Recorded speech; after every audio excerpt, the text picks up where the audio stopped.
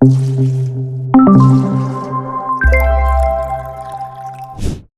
Riddle of the Overseer.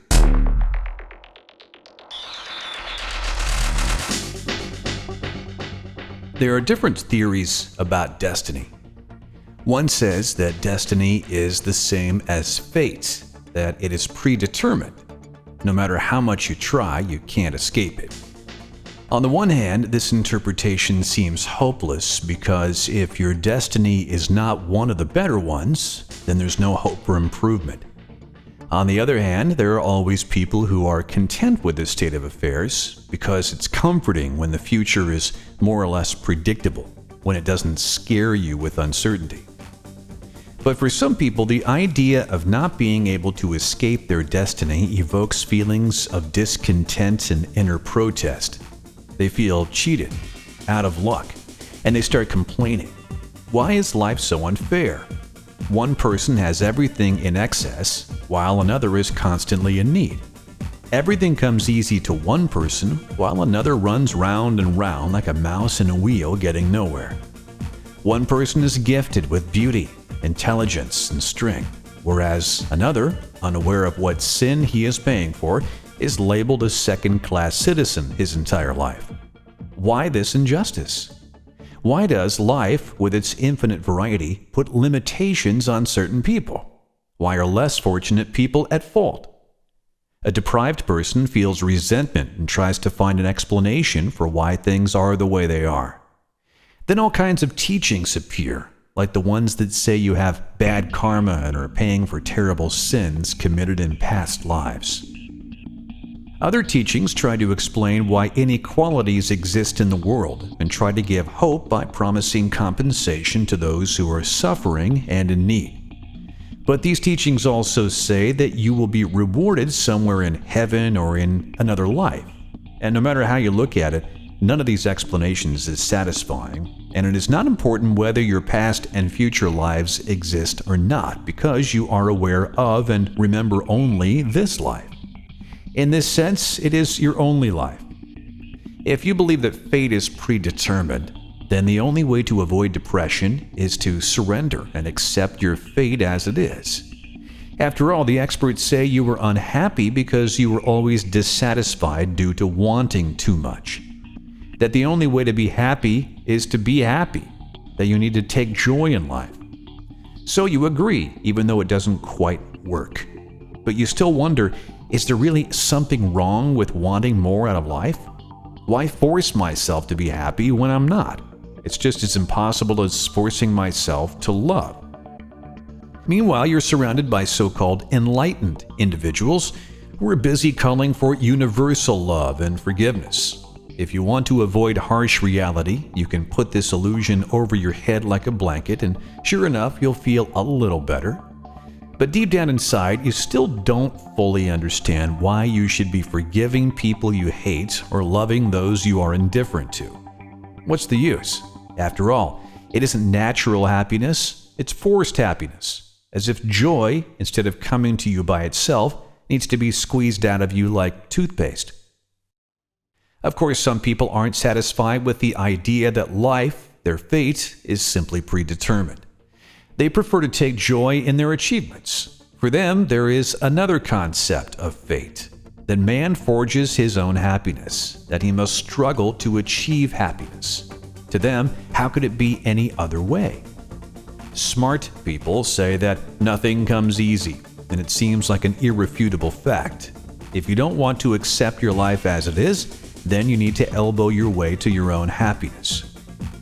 History also tells us how bravely heroes fight and how they sacrifice themselves day and night, overcoming unimaginable obstacles.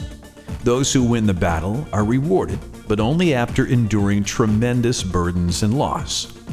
But that's not the whole story, because millions of people fight and toil, but only a handful actually succeed.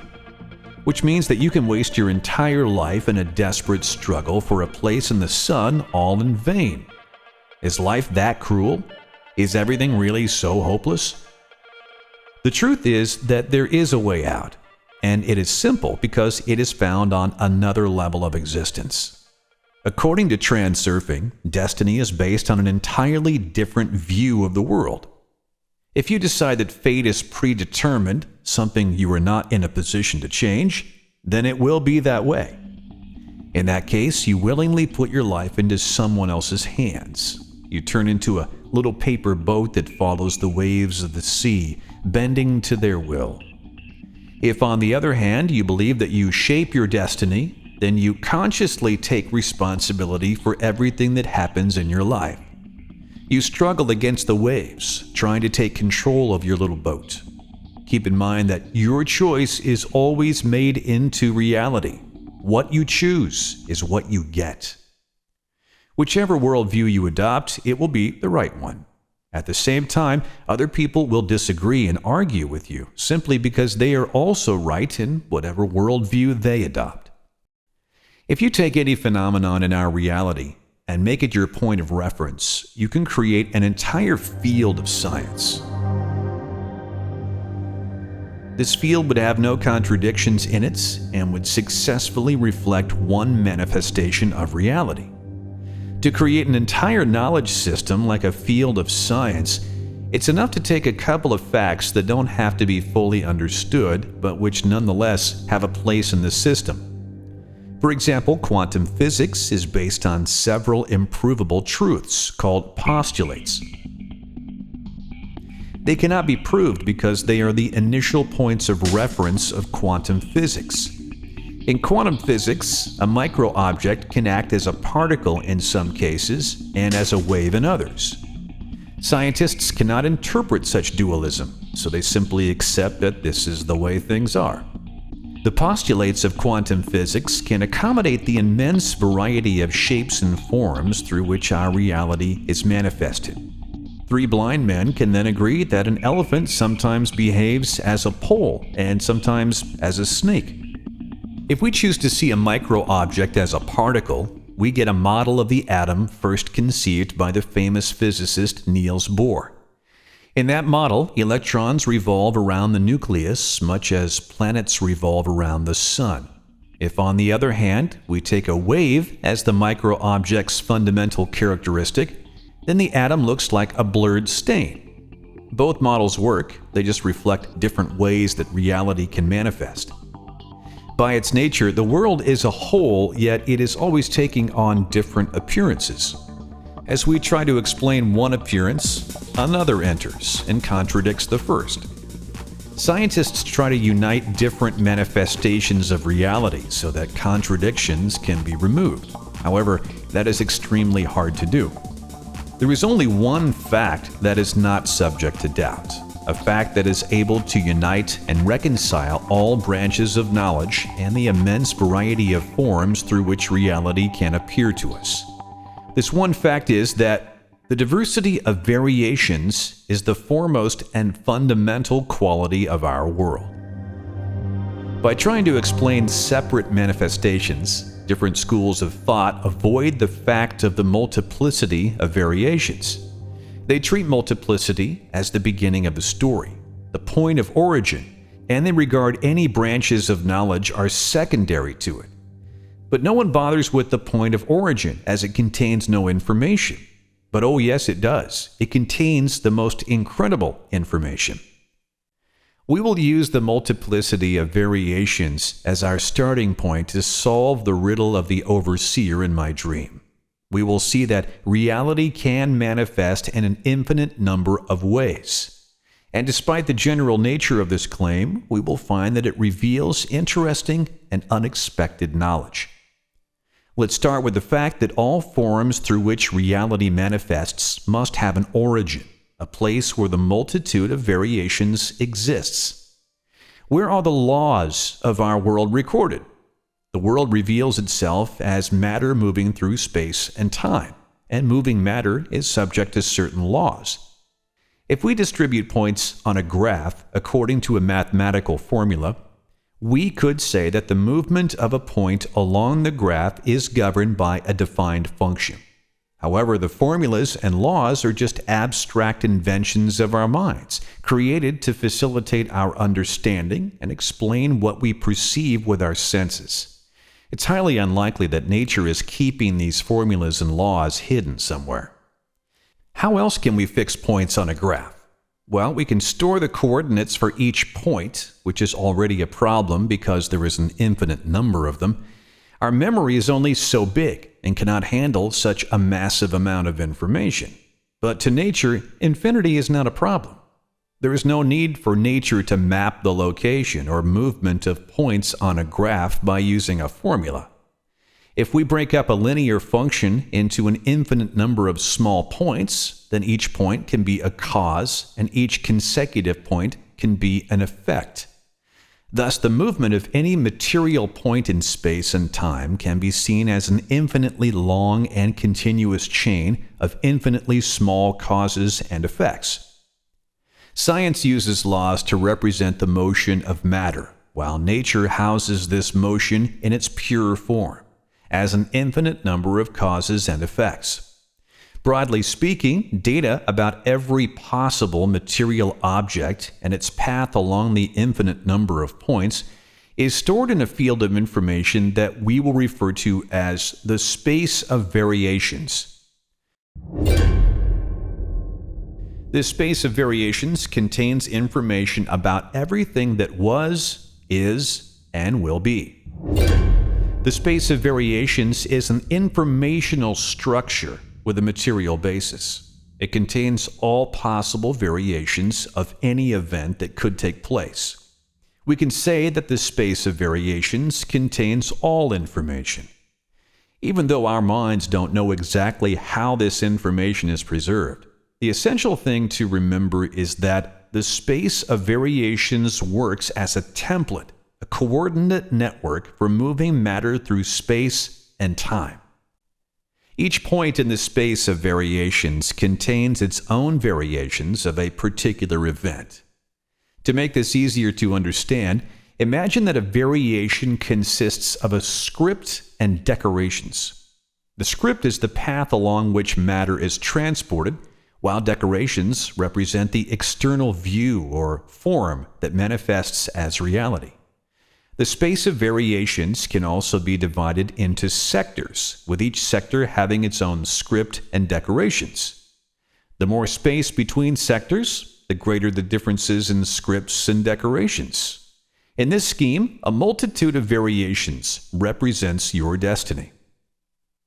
Theoretically, there are no limits to the number and types of scripts and decorations that can exist in a person's life. This is because the space of variations is infinite.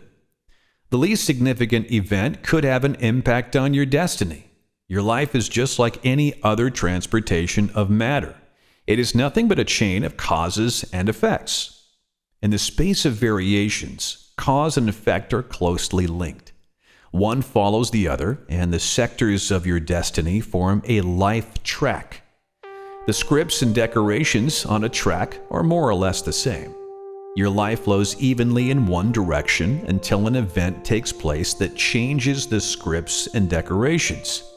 Destiny then takes a turn and you start moving along a different life track. Imagine that you've been watching a play. You go back to the theater the next day to see the same play, yet this time it is performed with different decorations. The two plays you've seen are life tracks close to each other in the space of variations. On a third day, you watch the same actors, but this time with a different script. This life track is farther from the one you saw in the first two plays. The same play could also run in a different theater, and you would therefore experience a new interpretation of the play, on a life track farther from the first three.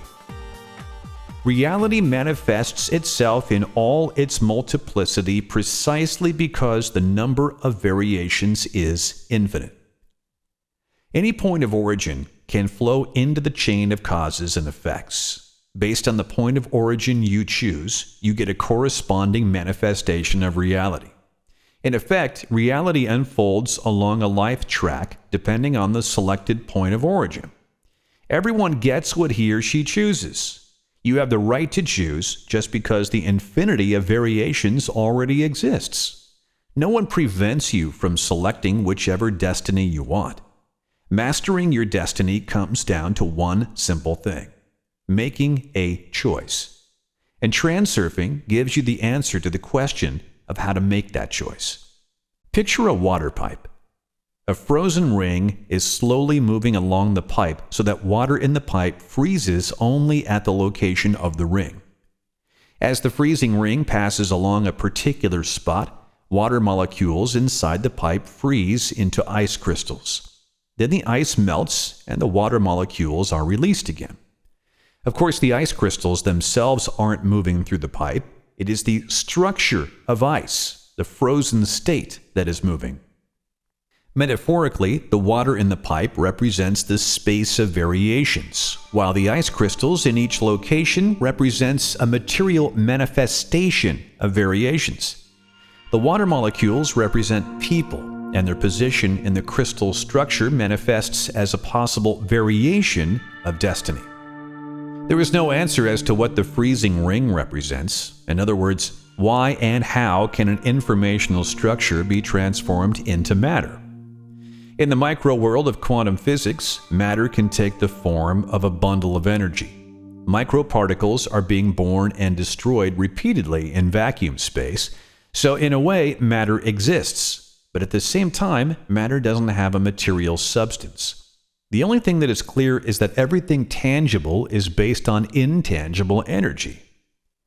Suppose that as a result of an earthquake, a wave forms out in the sea. It travels along the ocean's surface as a large hump, but the water itself remains in place.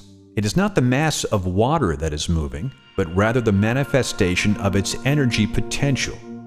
Only around the shore does the water splash onto the dry land. All other waves are acting the same way. In this analogy, the sea is the space of variations, while the wave is the material manifestation. So what's the point? On the one hand, material manifestations move in space and time. On the other hand, variations remain in place and exist forever. This means that everything was, is, and will be. That's because time is just as static as space. You feel the flow of time only while the film is running and the frames follow one another. But when you unfold the film and look at all of the frames at one glance, they all exist simultaneously. Where does time go? Time is static until we start looking at each sequential frame one after another. Only then does time exist in parts. This is exactly what happens in life, and that's why the idea that everything comes and goes is so embedded in our consciousness. The fact is that everything written in the information field has always been there and will always stay there. Life tracks exist like film reels. Everything that has happened does not appear. It continues to exist, and everything that is about to happen is happening now. The present is simply the material manifestation of a given sector in the space of variations on your particular life track. You may wonder, how can all possible variations of my destiny exist permanently? Who would need this information? God? Nature? And why would anyone need this information anyway? In school, we learn that a given point on a plane can have any x and y coordinates. Any, from negative to positive values of infinity. Why hasn't anyone ever asked the question, why can a point have any coordinates? Just imagine a point moving along a linear function, asking itself, why is the path that I've already traveled down always been here? And why will it continue to be here forever? And why are my future journey and its path already predetermined? But when you look at the point and its path from above, there is nothing amazing about its movement along the path. Those questions become irrelevant. The space of variations works as a template. It determines how things should manifest in reality. Imagine a dark forest and a man with a flashlight. The man walks through the forest, and wherever he points with his flashlight, it illuminates a small part of the forest. Realization manifests itself like a spot of light. The entire dark forest is the space of variations, while the illuminated part is the realization of a variation of a given sector. What then is this light? In other words, what lights up or materializes a variation in the template? To answer this question, we must pick another starting point. In the modern age, there's already no doubt that thoughts are material. Reality appears to us in two shapes. On the one hand, it is defined by our consciousness. On the other hand, there is plenty of indisputable evidence to the contrary. Our thoughts do not function only as a motivation to action. They also have a direct impact on our reality. For example, our worst fears tend to come true. Of course, you can argue that we are not really talking about materialization of our thoughts, but rather of an ominous premonition. Sure enough, most paranormal phenomena tend to be unexplained and ambiguous, but this doesn't mean that we can ignore this form of manifested reality. There is plenty of evidence to support the fact that thoughts can have a direct influence on reality. In one way or another, your consciousness forms your destiny. For example, let's make the following statement our starting point. Waves of thought energy materialize a potential variant. This is true because reality can manifest in any form defined by consciousness. In other words, a wave of thought energy highlights a sector on the space of variations, and the variation of that particular sector then materializes. In this way, consciousness literally defines reality. But this is only one way of manifesting reality. It's not possible to form your reality the way you want just by meditating. Rather, thoughts impact your destiny as specific actions. You get exactly what you choose. Each person travels along his own life track. At the same time, everyone lives in the same world. The material world is one for everybody, but each person has his own manifestation of reality. Suppose you are a tourist in a beautiful city. You are admiring the gardens, fountains, parks, and smiling faces of the wealthy townspeople. As you pass a garbage can, you see a homeless person. He is just like you, in the same world, in the same dimension. However, he does not see what you see. He sees an empty bottle, the dirty wall, the police looking suspiciously at him, and so on. You live on one life track, he lives on another. Your life tracks have crossed in the space of variations. Therefore, this world as a materialization of reality is one for both of you. All material manifestations have an energy basis. The field of energy is primary, whereas all other physical manifestations are secondary. And the energy of thought isn't locked in your head, circulating there aimlessly. It gets dispersed into space, where it interacts with the surrounding energy field. Whenever you are thinking about something, the frequency of your thought energy is tuned to a certain area in the space of variations. The energy falls within a sector, and that sector's variation starts to materialize. Energy has a complex structure and penetrates everything in this world. Passing through a man's body, energy is modified by his thoughts. As the energy exits, it is transformed into thought waves, which in turn convert a sector of the space of variations into a material manifestation. When you think of something, either good or bad, you radiate thought energy into the space of variations. Modified energy gets applied to a sector, which results in corresponding changes in your life. Situations in your life are formed not only by specific actions, but also by the nature of your thoughts. If you have a hostile attitude towards the world, it will treat you the same way. If you are always whining, expressing your dissatisfaction with the world, there will be more reasons for you to be dissatisfied. If your attitude towards the world is predominantly negative, then the world will be a terrible place to live. The opposite, of course, is also true. A positive attitude is the most natural way of changing your life for the future. You really do get what you choose, whether you like it or not. As long as your thoughts have more or less the same direction, you find yourself on the same life track.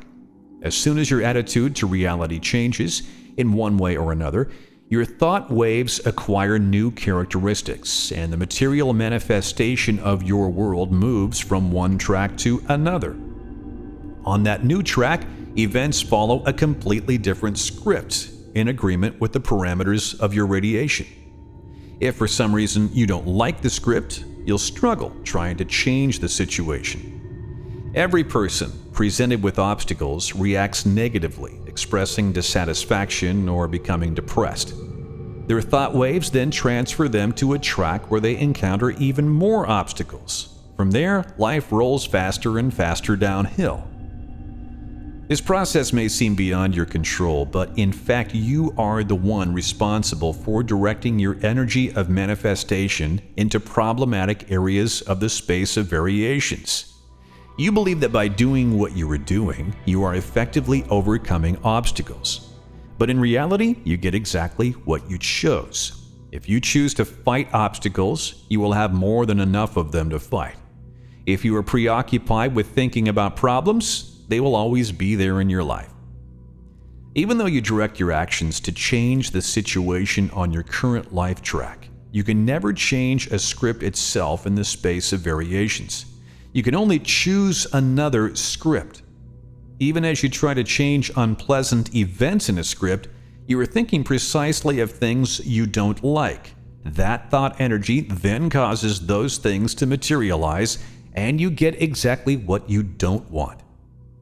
It's not possible to change anything on your current life track in the same way that it's not possible to change an art exhibition that you don't like. You're not in charge of the gallery, but no one is stopping you from turning around and walking into another room to look at something that you like better.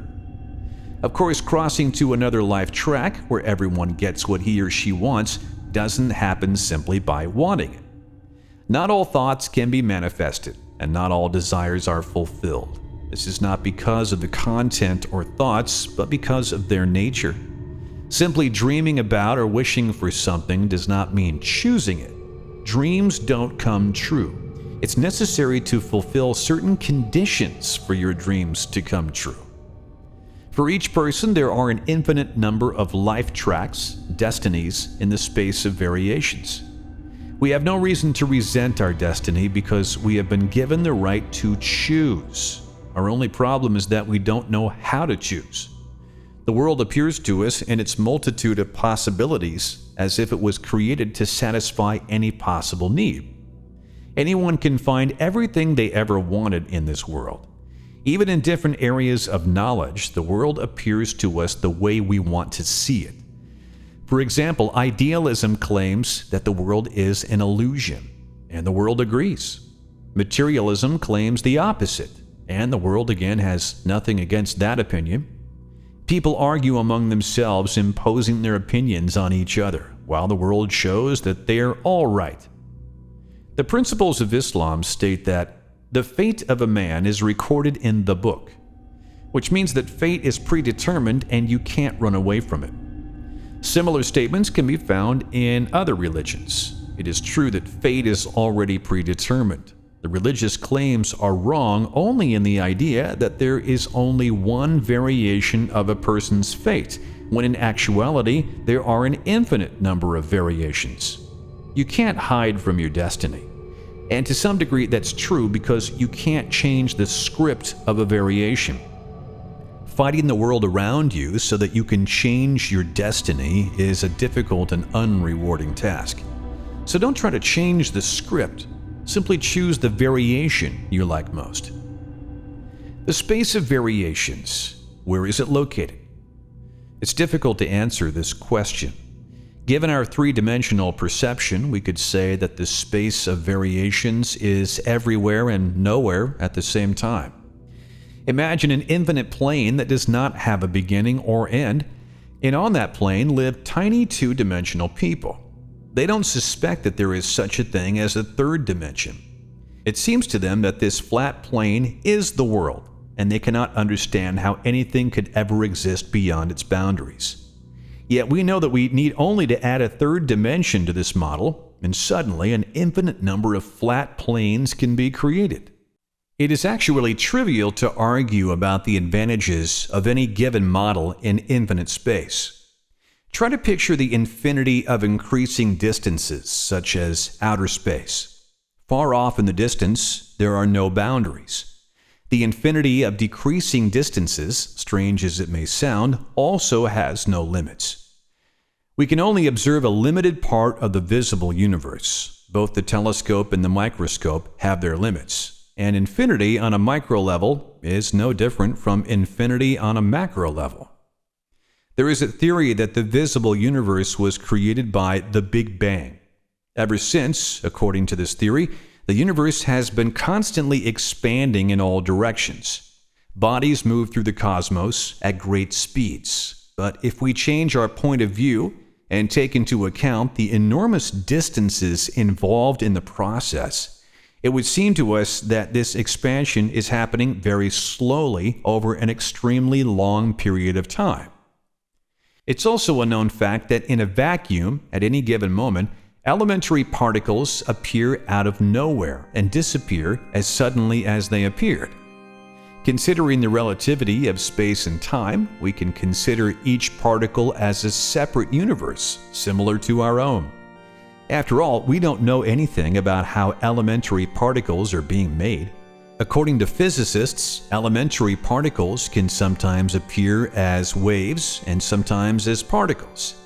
By moving further into the micro world, the relative distances become similar to those in outer space, and the passage of time for the inner observer slows down once again. To an external observer, our universe exists for one moment only, just like a particle that is born and extinguished into emptiness within seconds. Whereas to us, observing from the inside of our universe, it has existed for billions of years. When you are having your next sip of coffee, think about this. How many universes have you just swallowed? You've just swallowed an infinite number of them because infinity cannot be divided into parts. It's as far and takes just as much time to fly into the micro world as it takes to fly to the endless expanses of outer space. Time, like space, is infinite. This includes time that runs forward and time that runs backward. Fragments of time can be as infinitely tiny as they can be infinitely huge. Any point on a time fragment can be considered a point of origin, on both sides of which lies infinite time. Moving the point of origin along the fragment of time doesn't change anything that is ahead or behind that point. This infinity of worlds within worlds exists simultaneously. The center of the universe is located at any given point at any given moment, because the same infinity surrounds each point from every possible side. And all possible events exist simultaneously for the same reason that the center of the universe is located at any given point. This is difficult to imagine because it is impossible to take one look at the universe and see it all. No matter how far you imagine yourself moving in the universe, the same infinite space will surround you. There are, of course, even more confusing theories in which our visible universe is transformed into a finite sphere in four-dimensional space. But this doesn't make things easier because, again, there can be an infinite number of dimensions. Being unable to imagine all of this, we are forced to be satisfied with our narrow point of view, pretending that we understand something. According to the model of variations, man creates his own destiny. But the idea of destiny in transurfing differs from the generally accepted view. It differs in that you can choose your own happiness without having to fight for it. You don't have to accept or reject this idea. Just ask yourself whether you have achieved anything by fighting the world for your happiness. Everyone has to decide for himself whether to continue acting in the same way or to try a different approach. After all, you can spend your whole life fighting and struggling and get absolutely nowhere. Wouldn't it be easier if the world came to you on its own, especially since all it ever does is manifest your choices?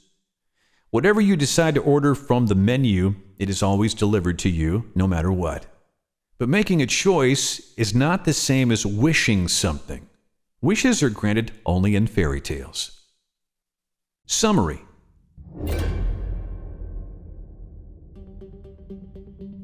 Reality can manifest in an infinite number of ways. The diversity of variations is the foremost and fundamental quality of our world. Any world model represents but a fraction of the multiple ways in which reality can appear. Any branch of knowledge is based on a chosen aspect of the manifested reality. Your choice is always made into reality. What you choose is what you get. The space of variations is an information field of what was, what is, and what will be. The information field contains potential variations for any event. A variation consists of a script and decorations. The space of variations can be divided into sectors, each of which contains its own variation. The larger the distance between sectors, the greater the difference in variations. Sectors with roughly similar parameters align themselves to form one specific life track. Material realization moves in space like a dense mass. Waves of thought energy materialize potential variations. Each organism makes its own contribution to the formation of material realizations. When the parameters of thought energy change, an organism moves to another life track. You can't change the script of a variation, but you are able to choose another one. Don't fight for happiness. You can choose a variation that you like.